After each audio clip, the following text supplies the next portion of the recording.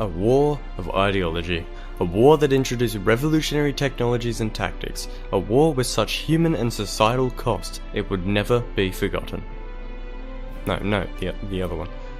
There you go.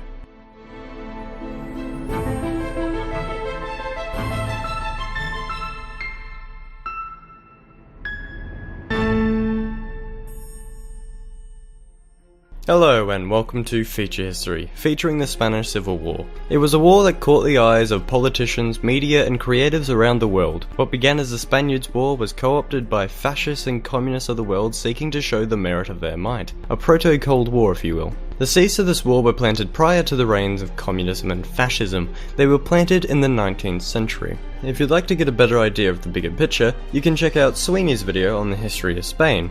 Also do that because I told you to. Moving on, the 19th century was a turbulent time for Spain. Opposition to the monarchy resulted in pushes for constitutional rights, liberalism, and even a short-lived republic. Combined with the destruction of the empire by the US and revolutionaries, the Spanish state was weakened and the populace disunified. Alfonso XIII, King of Spain, would launch a disastrous war against Morocco in the 1920s. This would lose him the majority support of his army, so we could just sprinkle that on top of the irritated civilians. Alfonso recognized this and so just up and left the country in 1931. The local government proclaimed itself the Second Republic, headed by Niceto Alcalá Zamora.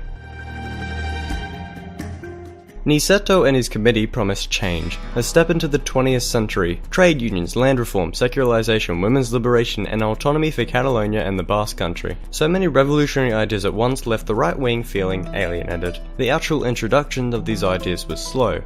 Painfully slow. Every single change left the right more concerned and the left further disappointed. Add a Great Depression and the changes became slower. The anarchist confederation named Confederación Nacional del Trabajo, or just CNT if you're not a show-off, would rally strikes, and when the Republican government cracked down, they alienated the far left. To protest, the CNT refused to participate in the 1933 general election, which, funnily enough, led to a result they were unhappy with. The right-wing Catholic conservative Seda Party, under José María Gil Robles y piss off, won a majority of the seats. The reforms that actually did get done were beginning to be reversed, and the military and cabinet began to be purged of leftists.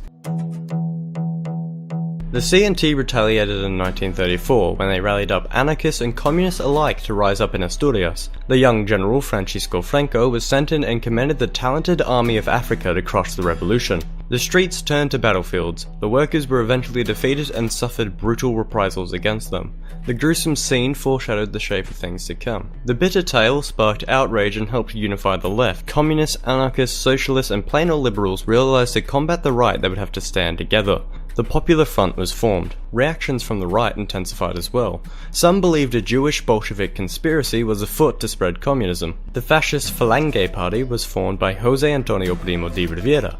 Politics was getting very violent and partisan very quickly. You couldn't just disagree with someone anymore, you had to silence them. The 1936 general elections would result in a narrow Popular Front victory, leaving the government in favour of the left. President Niceto would be exchanged in favour of Manuel Azaña. Primo de Rivera was arrested and the military was reorganised in an attempt to suppress chances of a coup. José Sanjurjo, a man who attempted a coup in 1932, began conspiring another. He made deals with monarchists, traditionalists, fascists, nationalists, anyone and everything right-wing. The warnings of disloyalty were popping up left, right and centre, sending the government into a tizzy. On the night of July 12th, things went from bad to worse. Falange gunmen shot down a socialist police officer in the capital of Madrid. The police scattered out to find and arrest anyone even slightly related. They'd asked the monarchist, José Calvo Sotelo, to come down to the station with them.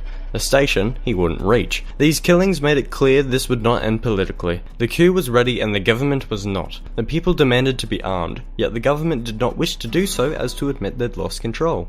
Seeing as they'd lost control, the people armed themselves. The military coup launched in Morocco under Franco's command. Generals across Spain would rise up in every city. The police would reluctantly work with the leftists. This cooperation would result in the coup's miscarriage. Cities across the Republic would either fall or not, beginning to draw the front lines to a new bloody civil war.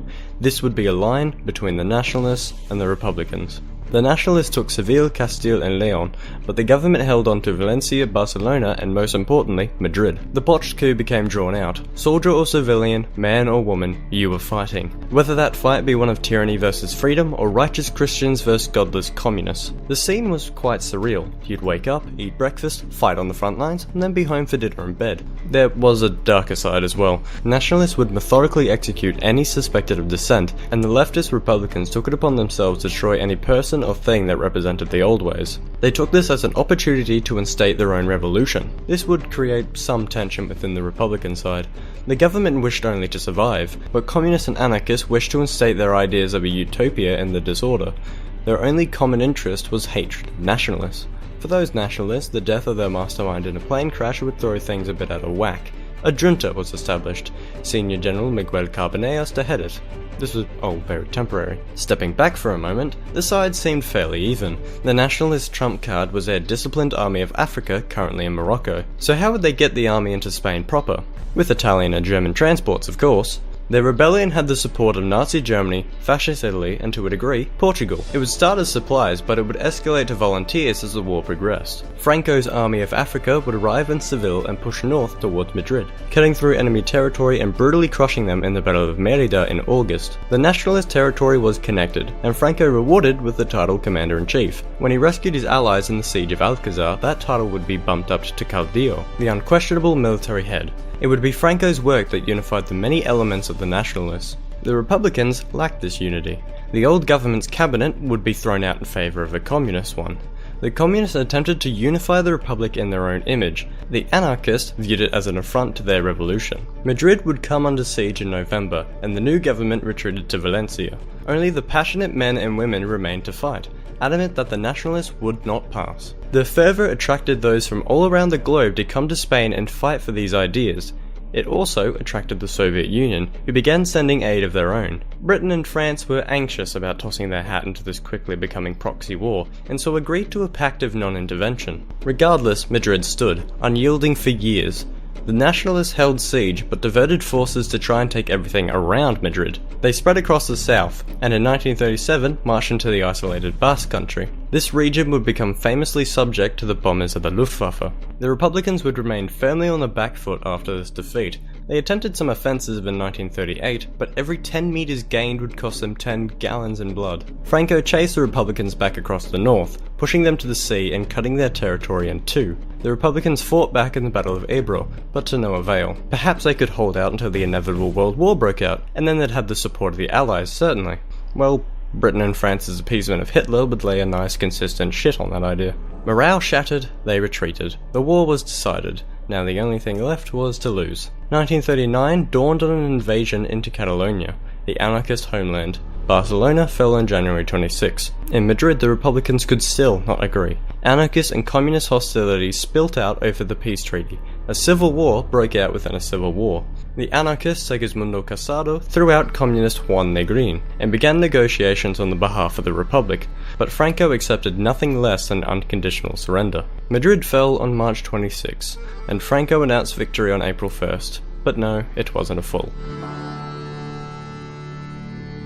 Some Republicans were lucky. They escaped or somehow hid. A lot did not, dying by either their own hand or a soldier's. Franco, as the absolute dictator, kept in check the many factions he had once unified as nationalists. He had attempted to negotiate with them, but if pressed he had no qualms purging them. The country was centralized under him. Tradition and religion held supreme. The economy was rebuilt and resurged at the expense of the worker. The monarchy was revived in 1947, Franco, of course, regent for life. What, did you think he was going to step down? He selected his heir as Juan Carlos de Bourbon in 1969, and upon Franco's death in 1975, Juan Carlos I ascended to the throne. The king would reform Spain, reviving democracy and modernizing the country. The consequences of the civil war no longer lingered so heavily over everyone. Mourning could finally begin. The sorrow and sheer human cost of the war are still deeply remembered and felt to this day, and with that sorrow continues some hatred.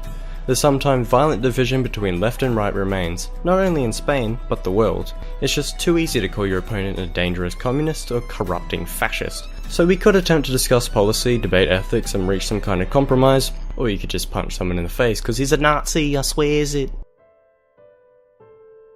Well, wasn't that just a pleasant bedtime story? I'd like to thank Sweeney for doing this little old collab with me. We were talking about this both when we were at 100 subs.